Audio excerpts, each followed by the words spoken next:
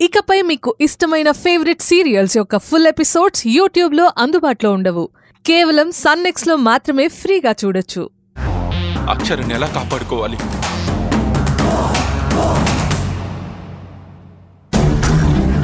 అల్లుడు ఏమంటున్నారు? అక్షర్కి kidney operation. మామయ్య, ఆ డోనర్ బాడీలో 2 కిడ్నీస్ పాడయ్యాయంట.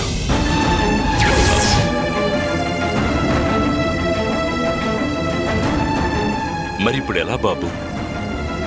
అదే నాకు కూడా అర్థం కావట్లేదు మామయ్య. 2 డేస్లో అక్షర్కి కిడ్నీ ట్రాన్స్ప్లాంటేషన్ చేయాలి. డోనర్ దొరకడం లేదు.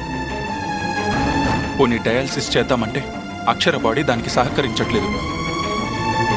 నాకేం చేయాలో తోచట్లేదు.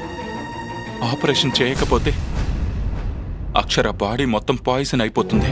దేవుడేంటి బాబు, విరామం లేకుండా నా కూతురికి ఇన్ని కష్టాలు పెడుతున్నాడు. దానికి అన్నీ ఇచ్చి సంతోషాన్ని లాగేసుకున్నాడు. ఇప్పుడేమో ప్రాణాన్ని లాగేసుకుంటానంటున్నాడు. మామయ్య, అక్షరకేం కాదు.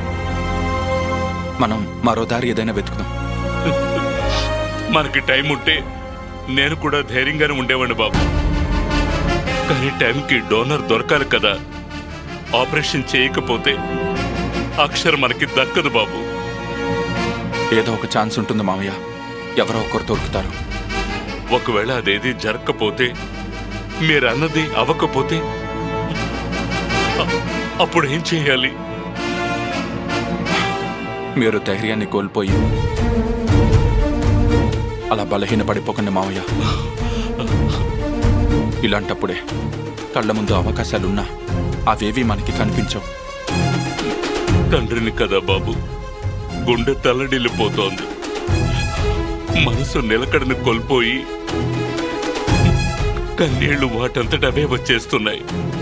మామయ్య గారు, నేనుండగా అక్షరకేమీ కాదు. ఏదైనా ఆల్టర్నేటివ్ ఉందేమో ఆలోచించి మన వాళ్ళకు కూడా ఇన్ఫర్మేషన్ పాస్ చేస్తాను.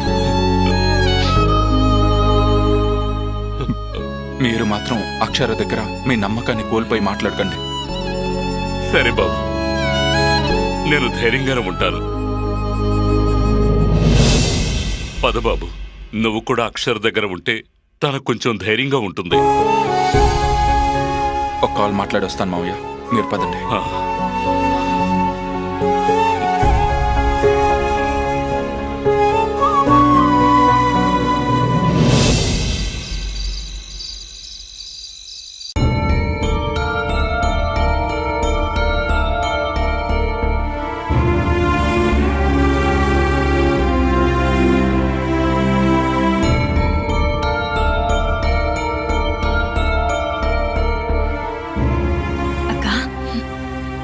నీ చుట్టూ మేమంతా ఉన్నాం.